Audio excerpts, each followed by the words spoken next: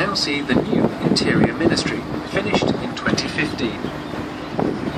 On the right bank of the Spree is the Great Tiergarten. Once a forest game reserve outside the gates of the city in the mid-19th century, the Tiergarten was transformed by Peter Joseph Lenné into an English-style landscape park. The trees that were still standing in 1945 after the Battle of Berlin were almost all cut down for firewood in the following winter. The empty fields were used to plant potatoes.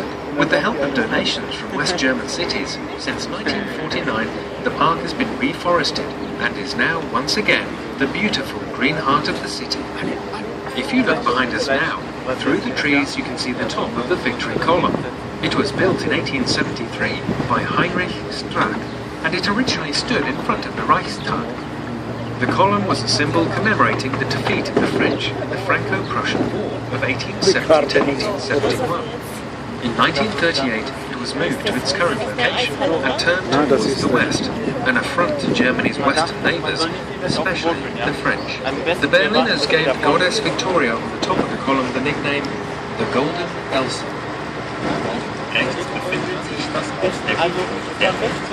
1957 wurde es West-Berlin von den USA geschenkt.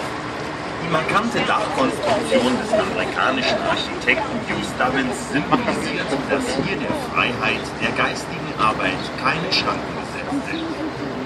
Die Berlinerinnen und Berliner gaben ihr den Spitznamen Schwangere Auster.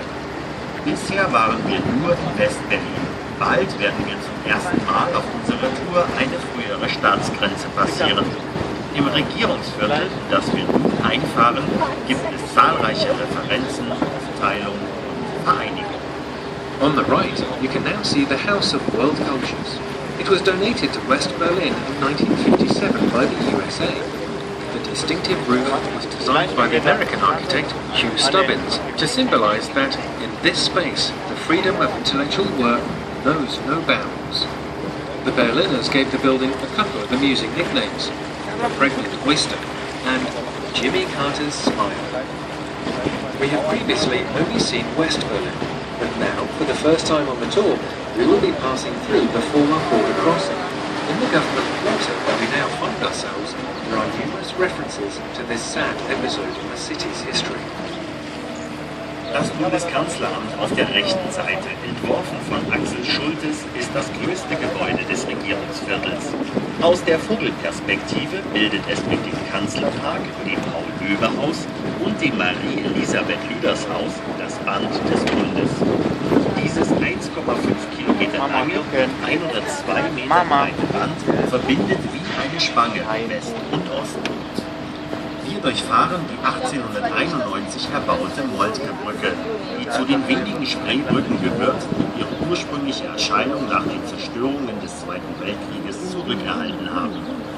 Die Büste des in den Einigungskriegen erfolgreichen preußischen Generalfeldmarschalls Graf von Moltke ist am Mittelbogen zu erkennen. The Federal Chancellor's Office on the right-hand side was designed by Axel Schultes and is the largest building in the government district. Together with Karl Lauber House and the Marie Elisabeth Lüders House, the three buildings form the Band of the Federation. This band of federal buildings is 1.5 kilometers long, 100 meters wide, and unites the four east and west of the city. We are crossing under the Moltke-Brücke, built in 1891, which is one of the few bridges that still looks as it did before the destruction of the city in the Second World War. In the middle of the arch, you can see the bust of Field Marshal Count von Moltke. Der Berliner Hauptbahnhof auf der linken Seite wurde für 3 Milliarden Euro auf dem Gelände des ehemaligen Lehrter Bahnhofs neu errichtet und im Mai 2006 eingeweiht.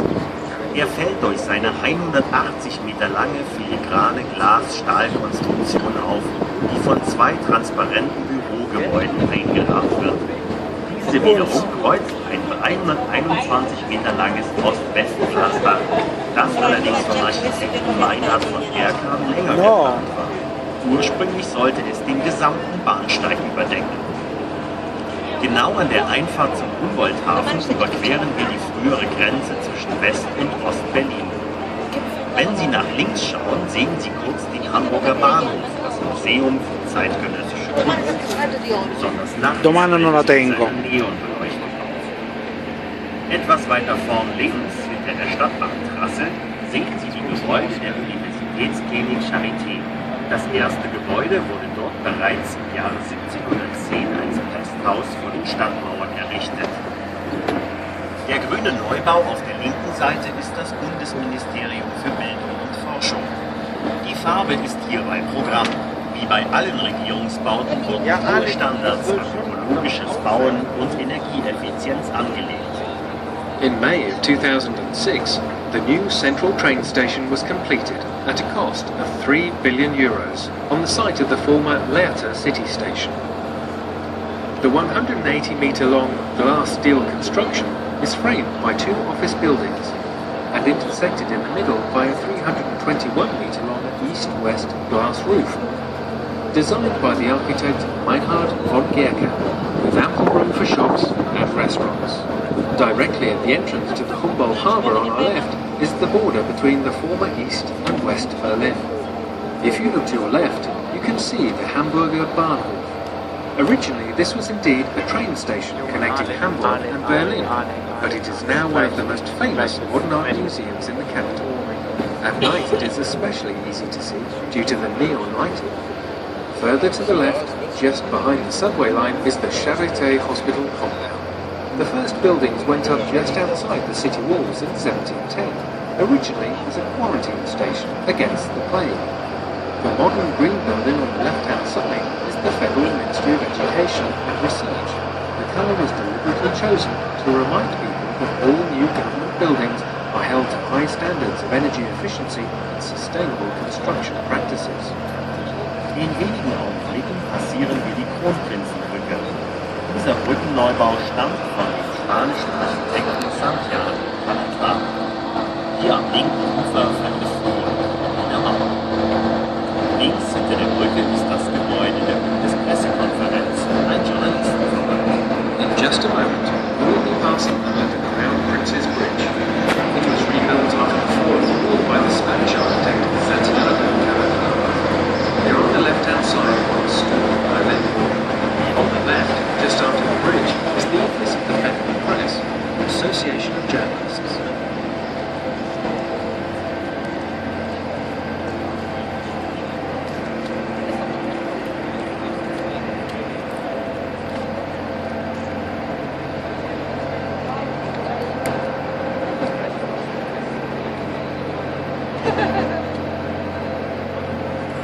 Wir sehen nun die restlichen Teile des Bandes Bundes. Rechts das Paul-Löbe-Haus. Dort sind die Fraktions- und Ausschusssäle sowie die Cafeteria des Deutschen Bundestages untergebracht. Die weißen Kreuze am Ufer erinnern an die Opfer der Berliner Mauer. Links die Elisabeth das Haus findet man unter anderem die Bundestagsverwaltung, die Bibliothek, den Besucherdienst und öffentliche Einrichtungen. Auf der rechten Seite das von Paul 1894 im Rettungsbauspiel errichtete Reichstagsgebäude. Durch Brandstiftung im Februar 1933 im Kampf in Berlin wurde der Reichstag schwer beschädigt. Nach dem Wiederaufbau 1973 wurde er bis 1999 erneut als Leben des britischen Architekten Sir Lawrence Foster umgebaut und mit einer neuen 23 Meter hohen Kleberwand versehen. Anschließend folgt das ehemalige Reichstagspräsidentenallee. Es wurde in den neuen Gebäudekomplex des Jakob-Scheiser-Hauses zwischen Allee und Reichstag verlief hierfür die Berliner Mauer weiter zu Brandenburg und Potsdamer Platz. We can now see the rest of the back of the Federation. On the right, the Paul-Löbe House, housing the faction and committee rooms as well as the cafeteria of the Federal Parliament. The white crosses on the right riverbank are a tribute to victims of the Berlin Wall. On the left is the Elisabeth Marie Luder House, where you have administrative services, the library, visitor centre and other public facilities for citizens. On the right side, we can also now see the famous Reichstag building, completed by the architect Paul Löbe in 1894. It was badly damaged by a fire set in February of 1933, which led to the rise and subsequent takeover After minor post-war renovations, the reconstruction began in earnest after unification, plans by the British architect Sir Lord Reichstag, who completed the now 93-metre-high brass dome in 1999. Next to the Reichstag on the right-hand side is the former presidential palace. It was renovated after the fall of the war and integrated into the Reichstag, which was completed in 2002. Between these two buildings was the site of the Berlin Wall, which ran from the river past the Brandenburger Gate and through Potsdam. Direkt hinter der 1998 erneuerten Dachbücher benannten Marschallbrücke liegt rechts das ARD-Hauptstadtstudio und ein Stück weiter rechts von der Bahnbrücke der Gebäudekomplex des US-Informationsamtes der Bundesregierung. The state-sponsored German TV station ARD was completed in 1998 in its new location, right side of the river, directly behind the Marshall Bridge, named after Field Marshal Blücher, renowned for leading the Prussian forces to victory against Napoleon in 1813 and 1815.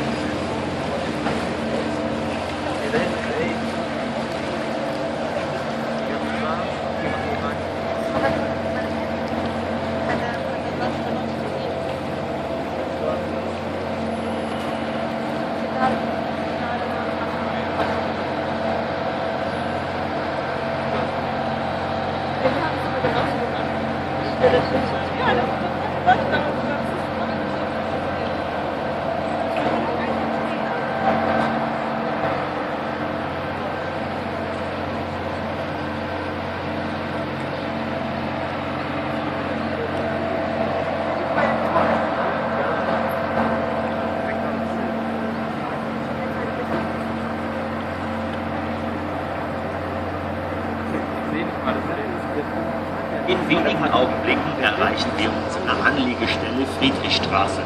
Wir bitten jetzt die Gäste, die hier aussteigen möchten, zum Ausgang, denn unser Zwischenstopp dauert nur wenige Minuten.